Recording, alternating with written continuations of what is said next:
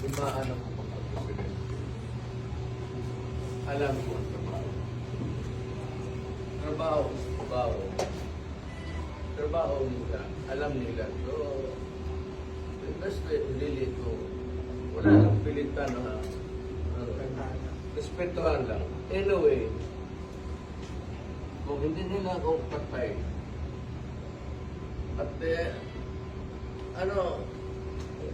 life is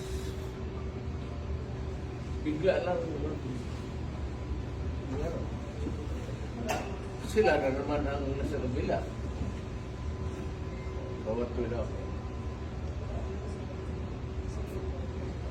Alam naman nila ang possibility niyan. It's just a matter of months actually.